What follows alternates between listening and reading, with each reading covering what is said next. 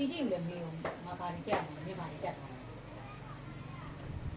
သူတို့ရဲ့ရှင်သမားတွေဆိုတော့ကိုကမေးတာမေးဦးကထိန်ဘူးရမယ်နေ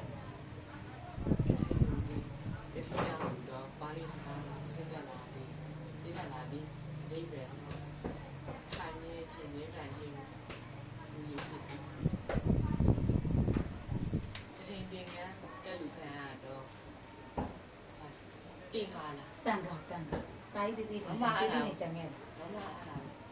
တင်ခါတန်ခါဖုန်းကြီးတန်ခါတော့ဖုန်းကြီးတော့ရှင်းလို့လည်းကြောင့်သင်္ကာတယ်မမပြောလို့လေ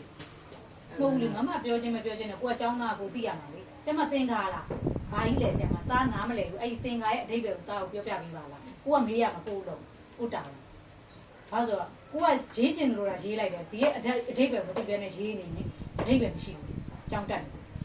သင်္ခါဆိုမရှိဘူးတန်ခါပဲတန်ခါဆိုဖုန်းကြီးကိုပြောတန်ခါပုတ်ရည်ချို့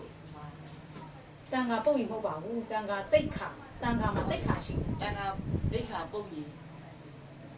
ပုတ်ရည်မဟုတ်ပါဘူးဘလို့ပုတ်တန်ခါတိတ်ခါပုတ်ပဲရှိတာဘလို့ပုတ်ရည်လဲတပုတ်နှစ်ပုတ်နင်တို့ရအောင်ကြက်ရမယ်ဆိုတော့ပြောတန်ခါတိတ်ခါပုတ်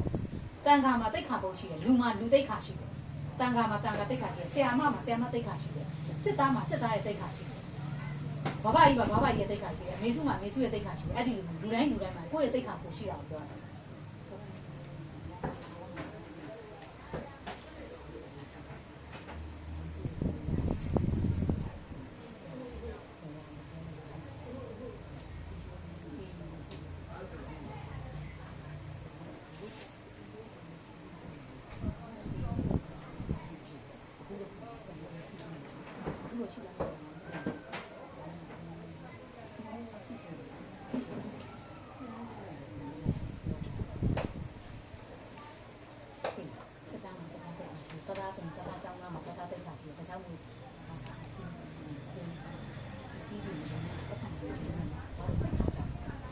တူးတိုင်းစားနေတိတ်ခါကြတယ်